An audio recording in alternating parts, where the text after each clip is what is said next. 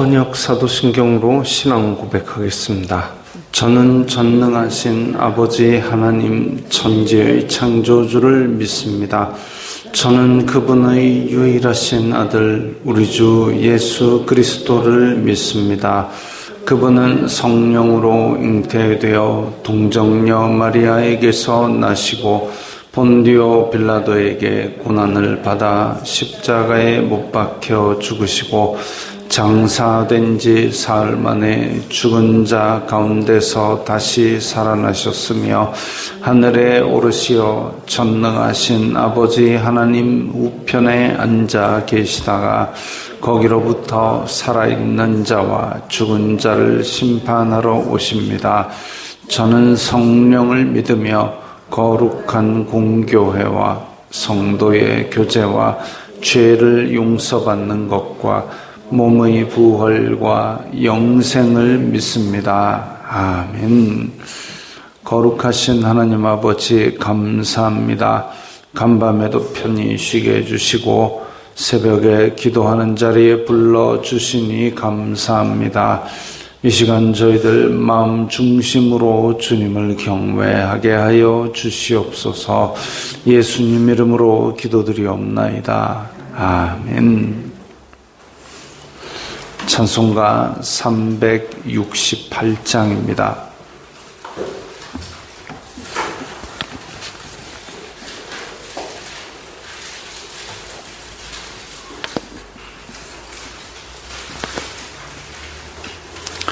찬송가 368장입니다.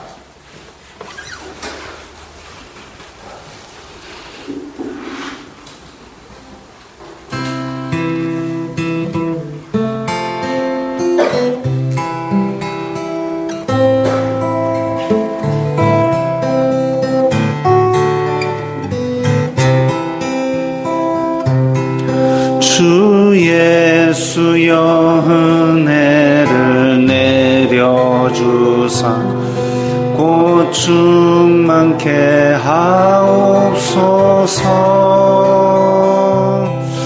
이주리고 목마른 나의 맘에 주 성령을 부소서.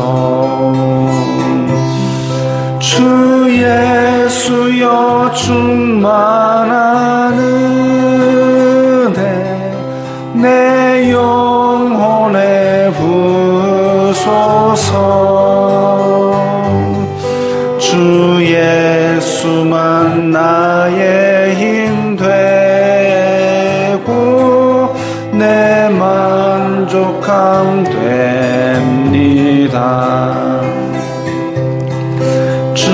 예수여 죄에서 풀어주사 날 정결케 하옵소서.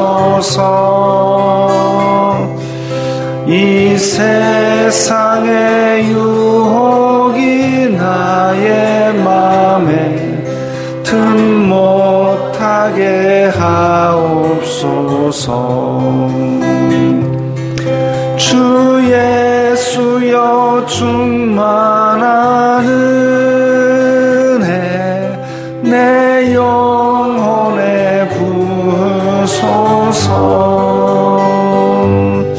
주 예수만 나의 힘 되고 내 만족함 됩니다. 옛 야곱이 천사와 씨름하던 그 믿음을 주옵소서. 이 세상의 물결이 흉흉해도 날 평안케 하옵소서.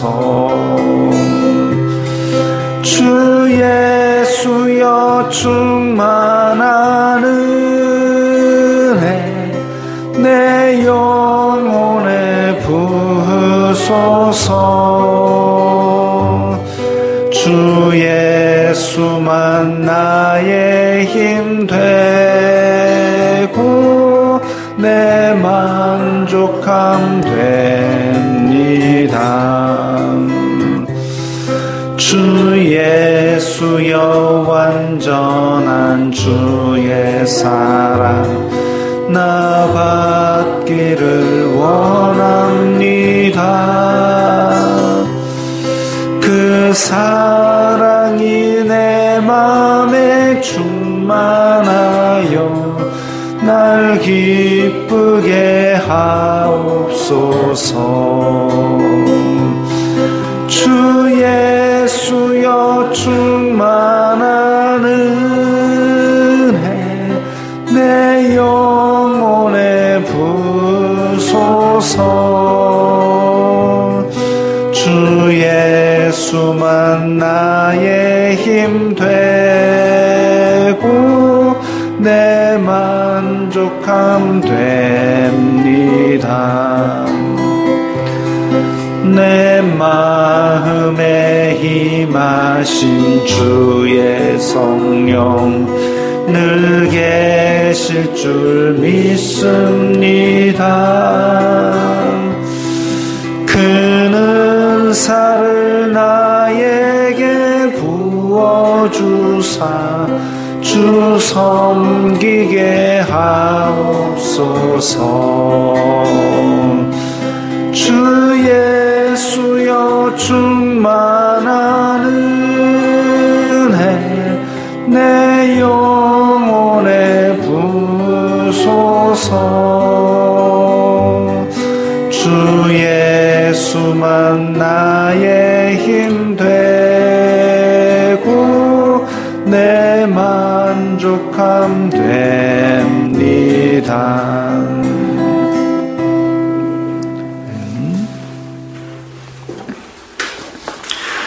오늘 말씀은 누가복음 19장 1절부터 10절까지의 말씀입니다.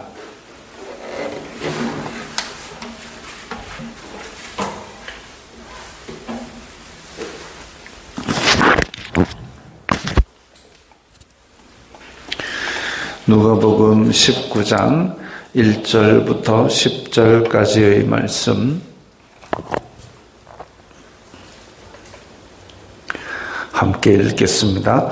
예수님께서 여리고로 들어가 지나가시더라. 삭개오라 이름하는 자가 있으니 세리장이요 또한 부자라. 그가 예수님께서 어떠한 사람인가 하여 보고자 하되 키가 작고 사람이 많아 할 수 없어 앞으로 달려가서 보기 위하여 돌무화과 나무에 올라가니 이는 예수님께서 그리로 지나가시게 되미러라. 예수님께서 그곳에 이르사 쳐다보시고 이르시되 삭개오야 속히 내려오라. 내가 오늘 네 집에 유하여야 하겠다 하시니 급히 내려와 즐거워하며 영접하거늘 무사람이 보고 수군거려 이르되 저가 죄인의 집에 유하러 들어갔도다 하더라. 삭개오가 서서 주님께 여짜오되 주여 보시옵소서. 내 소유의 절반을 가난한 자들에게 주겠사오며 만일 누구의 것을 속여 빼앗은 일이 있으면 네 갑절이나 갚겠나이다. 예수님께서 이르시되 오늘 구원이 이 집에 이르렀으니 이 사람도 아브라함의 자손이미로다. 인자가 온 것은 잃어버린 자를 찾아 구원하려 함이니라. 아멘. 자, 오늘 본문은 너무나도 유명한 삭개오 이야기입니다. 삭개오 이야기인데 삭개오 이야기는 주일학교 때도 여러 번 들었고 제가 주일학교 때도 노래도 있었습니다. 보고 싶어 예수님 얼굴 그렇지만 키가 작아 보이지 않아. 키 작은 저 같은 사람들이 참 위로를 많이 받았습니다. 주일학교 때 노래도 부르고 설교도 많이 듣고 제가 설교한 것도 여러 번 되는데 그러면 이제 잘못하면 함정에 빠지는 겁니다. 왜냐하면 내가 알고 있다라고 생각하면 후루룩 넘어가 버립니다. 설교에서 어떤 사람들은 이제 이전에 듣지 못했던 희한한 걸 갖고 오면은 야, 은혜 받았다 이러거든요. 자기가 몰랐던 걸 알았다 이거죠. 몰랐던 걸 알았던 게 은혜인지는 모르겠지만 어쨌든 그러니까 많은 사람들이 함정에 빠지는데 설교에 전혀 듣지 못한 걸 가져오려고 다른 걸 막 집어넣습니다. 예를 들면 키가 작아서 지금 사람들이 막 놀려가지고 내가 억울해 죽겠다. 내가 그러면 부자라도 돼야 되겠다. 이래가지고 세리가 되었다. 뭐 이런 성경이 이야기하고 있지 않은 걸 덧붙이기도 합니다. 무슨 죄인을 변호하는 변호사가 설교도 아니고 성경에 나오지 않은 걸 억지로 갖다 붙여가지고 그게 진짜인 양 막 포장하면 사람들은 솔깃하죠. 왜? 못 들어본 거 들었으니까. 근데 그게 중요한 게 아니다 이거죠. 우리가 여러 번 들었으면 여러 번 들은 그 내용의 가장 공통된 점 그것만 모아도 그게 주제입니다. 자, 오늘 본문에서 그러면 우리가 살펴봐야 될 거는 뭐냐? 일단 삭개오가 여러 동작들을 취하는데 그 동작들을 취하는 얘기들이 뭐가 있나를 체크해서 보면 자, 어떠한 사람인가 보고 싶어 했고 4절에 앞으로 달려가서 나무에 올라가서 근데 예수님이 내려오라 이러니까 6절에 보니까 급히 내려와 즐거워하고 영접하고 그리고 8절에는 서서 주님께 말했고 그 다음에 절반을 가난한 자들에게 주겠다 했고 갑절이나 갚겠다 그랬습니다. 자, 예수님을 만나기 전에는 보고 싶어 했고 앞으로 달려갔고 나무에 올라갔고 이 세 동작만 해도 벌써 뭐가 보이지 않습니까?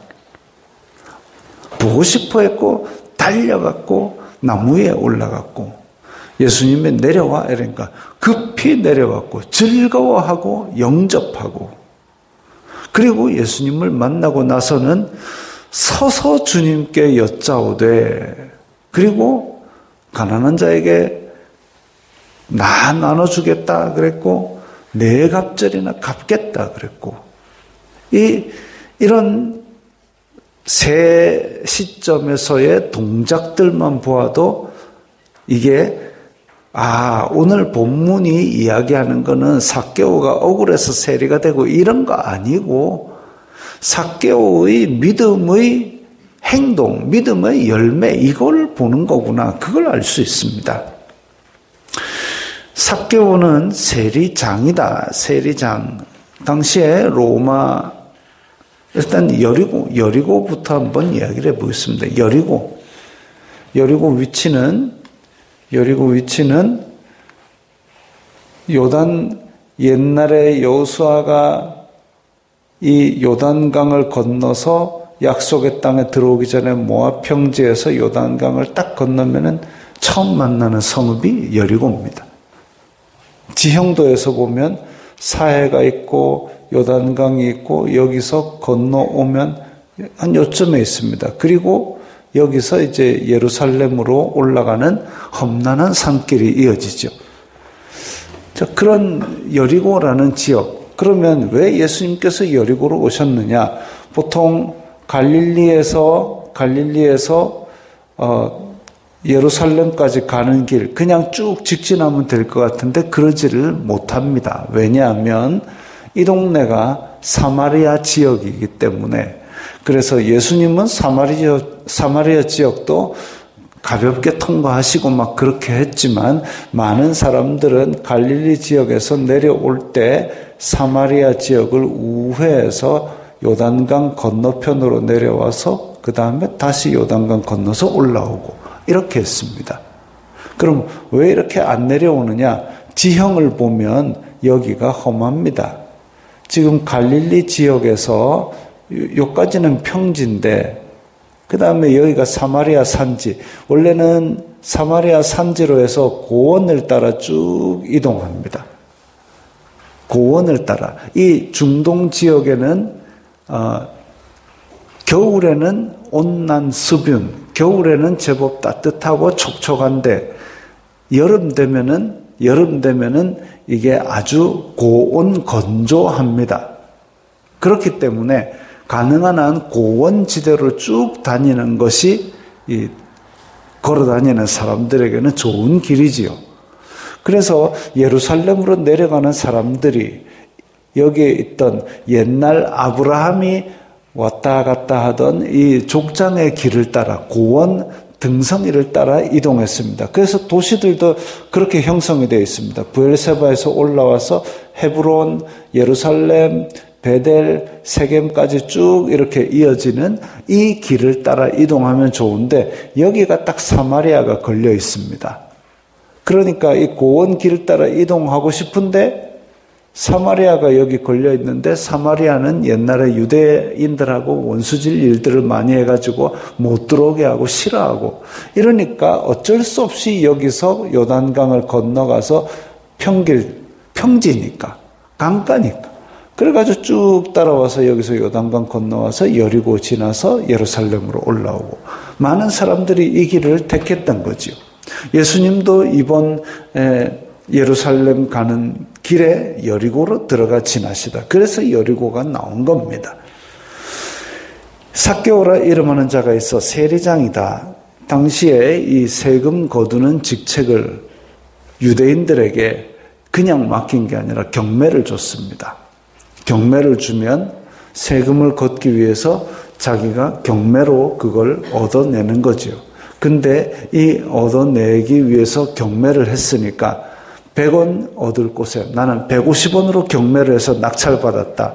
그럼 이제 한 900원 걷어내는 거죠. 이런 식으로 백성들을 이간질하는 방법이 식민 통치에 사용됐습니다.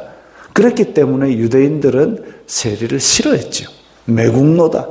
민족의 배반자다. 그렇게 싫어했기 때문에 세리를 죄인이라고 배척을 했습니다. 그렇게 배척을 하고 지내는 그 유대인들 가운데 자, 이 세리장이다 그러면 아마도 이 세금 거두는 사람 중에서 꽤 높은 지위에 있거나 아니면 자기가 세금 거두는 걸 낙찰받아서 여러 명에게 또 입찰 줘가지고 그렇게 거두는 그런 위치. 그러니까 매국노 중에서도 아주 매국노 수계쯤 되는 사람이죠. 근데 예수님의 소문을 들어가지고 어떠한 사람인가 보고 싶어 했습니다. 그냥 호기심에서 구경하고 싶은 게 아니라 자기 마음속에 갈증이 있었던 게지요. 그래가지고 예수님 때문에 모여 있는 곳에 가는데 키가 작고 사람이 많아서 그걸 뚫고 올라갈 수는 없고 그래가지고 앞으로 달려갔습니다. 우리나라도 그렇지만 우리나라 옛날에 양반들은 비가 와도 걸어다녔습니다. 뒷짐지고 걸어야 된다. 양반은 뛰면 안 된다. 체면 때문에. 근데 지금 삭개오는 앞으로 달려갔습니다. 왜? 예수님이 지나가시는데 나무 위에서라도 올라가가지고 보려면은 사람들보다 더 앞으로 빨리 가서 미리 가야 되기 때문에 그래서 뛰어갔습니다. 뛰어갔다. 그리고 무화과 나무에 올라갔다. 여러분 나무에 마지막으로 올라간 게 언제입니까? 다 큰 어른이 그것도 사회적 지위가 있는 사람이 나무 위에 올라갔다. 놀림을 받을 수 있는 일이기도 합니다.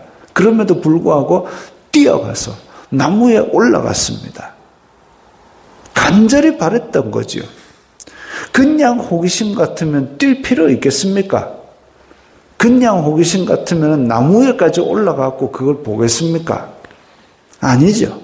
분명히 마음속에 뭔가가 갈급한 게 있었던 거죠. 그래가지고 예수님께서 삭개오야 내려와라. 내가 오늘 너네 집 갈게. 이 충격적인 말씀입니다. 왜냐하면 유대인들은 죄인들하고 접촉하기만 해도 그 사람은 부정해진다라고 얘기했습니다. 그래가지고 죄인들하고는 말도 안 섞으려 그럽니다. 지금도 이스라엘 가면 근본주의자들은 이 율법을 지키느라 이방인들하고 말도 안 섞습니다. 그래서 길을 물어봐도 대답도 안 하고 본척도 안 하고 아예 투명인간 취급을 합니다. 근데 예수님께서는 이 세리 집에 내가 오늘 너네 집에 잔다 이러니까 이건 같이 식탁에서 밥 먹는 정도가 아니고 너네 집에 잔다. 이거는 심각한 문제지요. 유대인으로 치면. 그렇게 심각한 문제로 보는 이유는 뭐냐면 나는 죄인 아닌데 라는 우월의식입니다. 나는 죄인 아닌데 저 죄인 집에 예수님이 들어가네. 아이고 큰일 났다. 이게 나는 죄인 아닌데 라는 의식입니다. 그게 문제가 있죠. 왜 죄인이 아닙니까? 그러면 예수님께서는 의인들만 찾아가지고 의인들만 짝짝꿍 죄인들은 자 담쳐놨으니까 밖으로 나가라 이렇게 하십니까? 아니죠. 예수님께서는 죄인을 찾아오셨다 그랬습니다. 예수님께서는 사역 시작하실 때 회개하라 천국이 가까이 왔다. 회개하라라는 얘기는 죄인들아 다 와라 이런 얘기죠. 죄인들아 와라 내가 구원하겠다. 회개하라 천국에 가까이 왔다. 그렇지 않을 것 같으면 의인들 다 모여라 짝짝꿍하자 이랬겠죠. 아니고 죄인들을 찾아왔습니다. 우리에게도 오실 때도 우리가 의인이라서 온 게 아니라 아직 죄인 되었을 때에 예수님께서 먼저 오셔서 우리를 구원해 주신 거죠. 근데 유대인들은 이야 이상하다라는 순간 나는 의인인데 라는 우월의식이 속에 있다라는 겁니다. 근데 삭개오와 예수님은 그런 거 아랑곳 않고 삭개오는 급히 내려와 즐거워하며 영접하거늘 예수님이 일단은 12제자까지 있으니까 최소한 남자 13명의 손님을 쳐야 되는데 아이고 저 많은 손님 어떻게 해요? 예수님만 들어서 이런 거 아니고 즐거워하며 마음속에 갈급한 게 있으니까 즐거워하며 영접했다 그랬습니다. 무사람은 수군거립니다. 수군거리는 것, 수군거릴 수밖에 없지요. 그러나 수군거리건 말건 예수님께서는 구원하러 오셨고 삭개오는 기뻐 죽겠고 삭개오가 서서 그러니까 안에 들어가고 이런 거 아니고 서서 예수님을 대할 때에 예수님을 존중하고 존대하는 메시아로 여기는 그런 마음으로 서서 주님께 여짜오되 주여 보시옵소서 내 소유의 절반을 가난 예수님이 이거 시켰습니까? 안 시켰습니다. 예수님이 야 니 돈 많네 다 나눠줘라 안 했습니다. 앞에서 나왔던 한 부자 청년은 와가지고 예수님 내 율법 다 지켰습니다. 근데 네 가진 거 다 나눠주고 나 따를래? 하니까 근심하며 돌아갔습니다. 근데 삭개오는 율법 다 지킨 사람 아니었습니다. 사람들에게 손가락질 받는 사람이었는데 예수님이 아무 말도 안 했는데도 불구하고 절반을 다 나눠주겠습니다. 아이고 그래도 절반이나 남았네. 근데 내가 남의 거 억지로 뺏은 거 있으면 그거를 4배나 갚겠습니다. 원래 율법에서 이 벌을 받아가지고 돈을 낼 때는 20%만 붙여서 내면 됩니다. 근데 4배나 갚겠다, 여러분. 잘못하면 이거 삭개오 파산 납니다. 그럼에도 불구하고 시키지도 않았는데 이걸 한다? 행동으로 회개한 거죠. 행동으로 회개한 것. 앞에서 그 사람은 나 율법 잘 지켰는데, 근데 변화가 없습니다. 예수님을 만나기 전이나 후나 변화가 없고, 삭개오는 예수님을 간절히 만나고 싶었고 그리고 체면도 먹고 다 던지고 예수님을 영접했고 그리고 자기의 행동의 변화가 나타났습니다.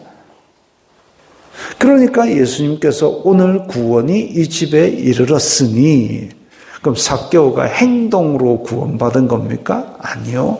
믿음입니다. 믿음입니다. 그 믿음의 열매가 이렇게 행동으로 나타난 것이지요. 그리고 이것이 지금 삭개오의 시절에 이루어진 겁니까? 아니요. 하나님께서 만세 전에 예비하사 삭개오를 택하시고 정하신 때에 그를 부르신 겁니다. 근데 이까지는 우리가 미리 알 수 없습니다. 삭개오의 시점까지 가야 우리는 알 수 있고 돌아보면 하나님께서 예비하셔서 만나게 하셨구나를 알 수 있는 것입니다. 그까지는 우리가 생각할 필요 없고 회개하라 천국이 가까이 왔다 하시는 말씀에 삭개오가 이렇게 행동으로 응하였다라는 그것이 바로 믿음이고 그 믿음을 보시고 예수님께서 오늘 구원이 이 집에 이르렀다. 주 예수를 믿으라. 그리하면 너와 내 집이 구원을 받는다라는 그 말씀처럼 오늘 구원이 이 집에 이르렀다. 이 사람도 아브라함의 자손이다. 아브라함의 자손의 혈통이 아니라 예수님을 믿는 믿음으로 이 아브라함의 자손이 되는 것이고 그로 말미암아 요한계시록에 나오는 24장로 그 구약의 12지파 신약의 12 사도의 그런 믿음의 반열 안에 드는 그 믿음의 선포, 구원의 선포가 예수님에게서 나온 것입니다. 인자가 온 것은 잃어버린 자를 찾아 구원하려 함이니라.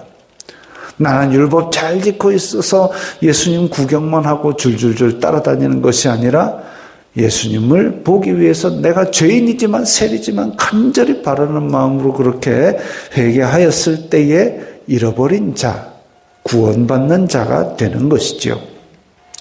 우리의 마음속에는 어쩌면 나는 교회 다니는데 라는 우월의식이 있을 수 있습니다. 나는 교회 다니는데 율법 잘 지키는데 나는 의로운데 종교적인 행위 많이 하는데 그런 것들 있을 수 있습니다. 그러나 회개하고 돌아온 죄인을 기뻐하시는데 그 죄인이 우리와 달리 아주 추악한 죄인입니까? 아니요. 우리도 죄인입니다. 똑같은 죄인입니다. 욥도 의인이라고 하나님께서 칭해 주셨지만 그가 아침 저녁으로 돌아보면서 그렇게 혹시나 부지불식간에 지은 죄가 있는가 돌아보는 것으로 하나님께서 의인이라 칭하셨던 것처럼 우리가 잃어버린 자가 된 것처럼 아침 저녁으로 우리를 돌아보아 말씀의 거울로 비추어 보고 그렇게 하나님 앞에 정결하기를 꿈꿀 때에 그 모습을 하나님께서 기뻐하시고 우리를 성령님의 인도하심 따라 성화의 길을 한 발 한 발 걷게 하십니다. 기도하겠습니다. 거룩하신 아버지 하나님 감사합니다. 저희들이 말씀의 거울로 비추어 보며 날마다 아침 저녁으로 주님 앞에 정결하기를 힘쓰고 회개할 때에 주님 저희들을 이끌어 주시고 날마다 성화의 길로 인도하여 주옵소서. 예수님 이름으로 기도드리옵나이다. 아멘.